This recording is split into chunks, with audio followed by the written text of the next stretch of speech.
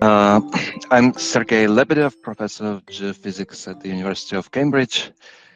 And on this project, we have worked most closely with Ihe Xu, the postdoc here with us, and Javier Foya in Madrid.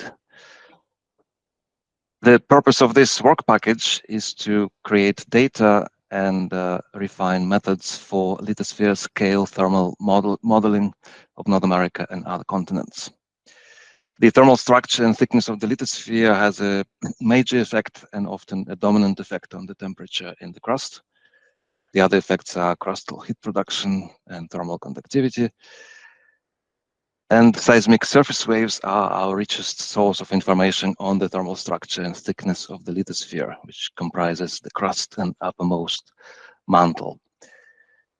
The conventional workflow of extracting this information is to obtain seismic velocity models of the crust and mantle, and then convert those to temperature. But the flaw of this approach is that the non-uniqueness of the intermediate seismic velocity models creates errors in the inferences. So it's much more accurate, and this is what we have moved to invert seismic data directly for temperature within the Earth, within the crust and mantle.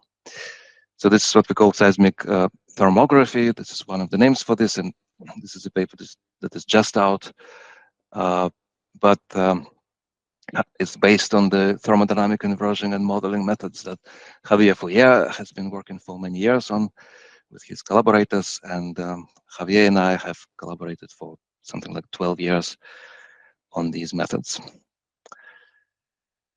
Just a quick illustration of the effects. So here the heat flow, heat production on the left, and temperature in the entire lithosphere in the middle, and temperature in the crust on the right are compared. And the dashed green line and the solid green line are the comparison of what a change of 30 kilometers in lithospheric thickness can do at a depth of a few kilometers, which is deep geothermal relevant depths. The temperature in the crust changes by 10-20 degrees. So that's a large effect. If we put, if we assume a very large heat production through the entire crust, that has an even larger effect, but that's probably unlikely.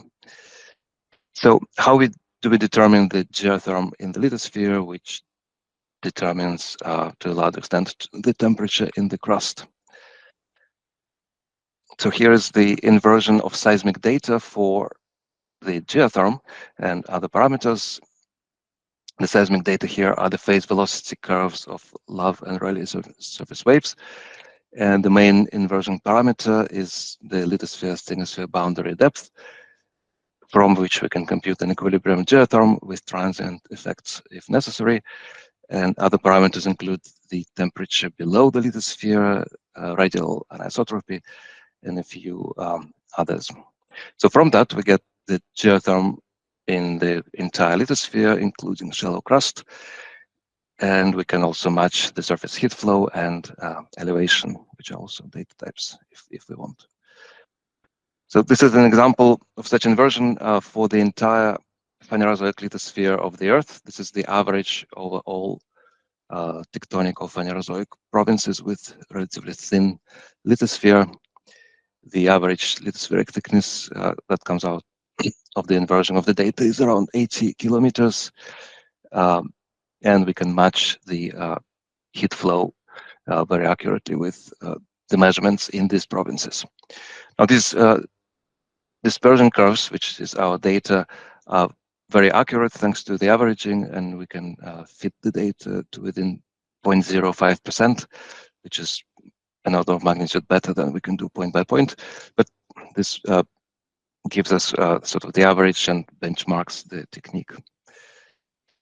Once we go point by point and want to make a map, we have much larger errors in the data. The important part here is that the errors are random, and then they don't matter too much, unlike systematic errors. And so here is an example from Western Britain and Ireland. And here we can resolve lithospheric thickness variations of 10-20 kilometers. So this is very useful for various applications. For example, it gave us a solution to an old puzzle of seismicity of Britain and Ireland. The two islands were formed in the same Caledonian orogeny, and the crustal blocks that make up the islands extend continuously from one island to the other. And yet seismicity shows a north-south band in Western Britain that has nothing to do with crustal tectonics. So this has been a puzzle since it was first identified in the 19th century. But it turns out that the solution is actually in the mantle lithosphere. And where the lithosphere is slightly thinner, that's exactly Western Britain and the area around the Irish Sea.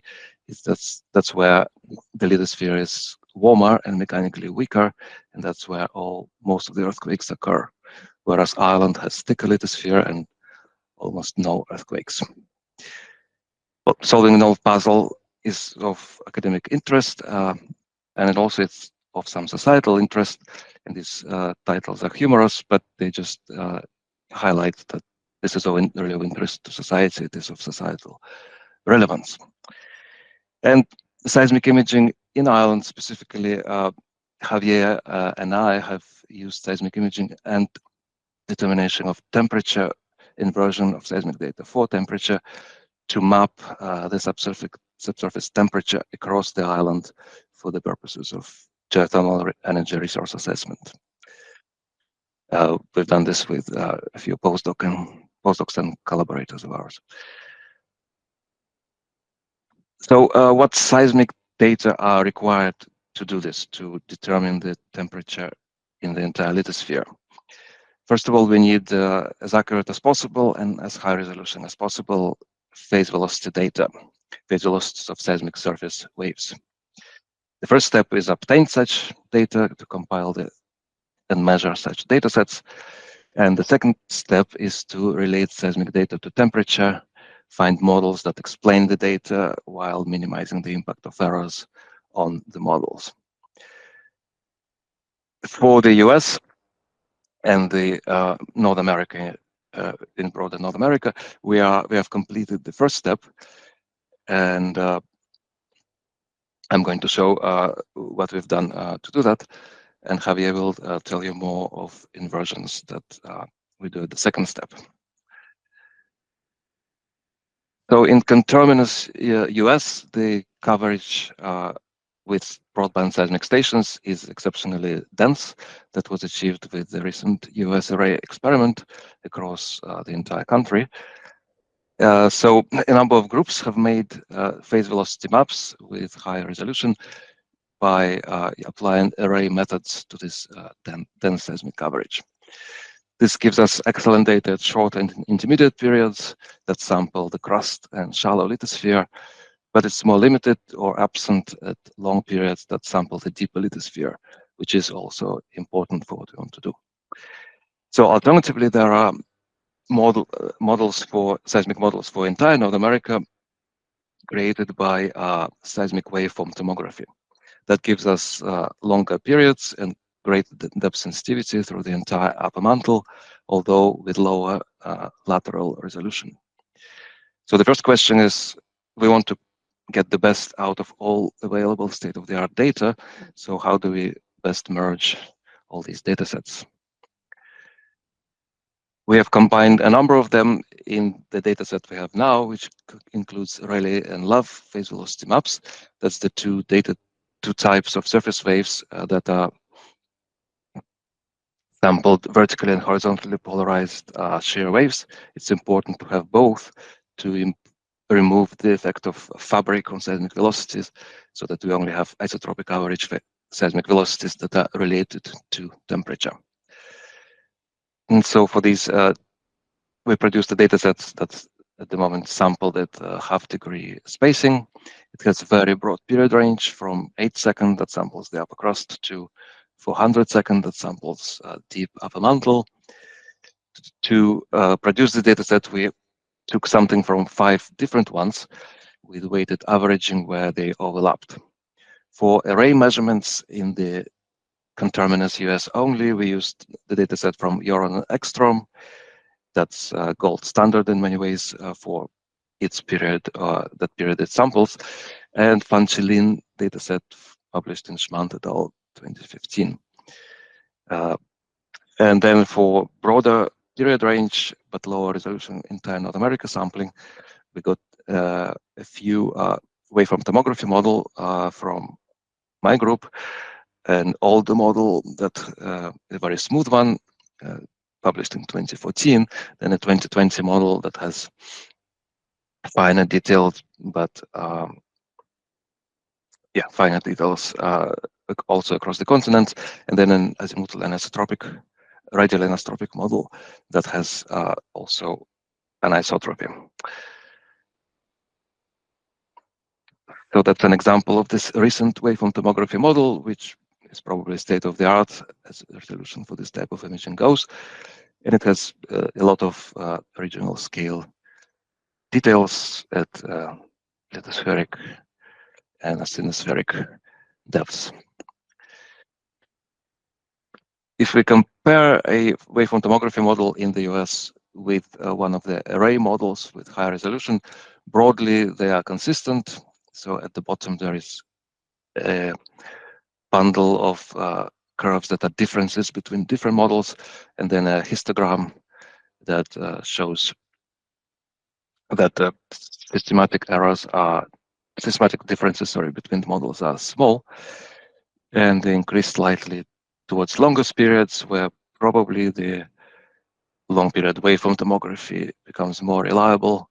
So here on the left is array methods, which target higher resolution, but increasingly they become dominated by noise, whereas waveform tomography is extremely smooth, and that the smoothest of our models on the right, but it captures the long wavelength structure without the short wavelength noise.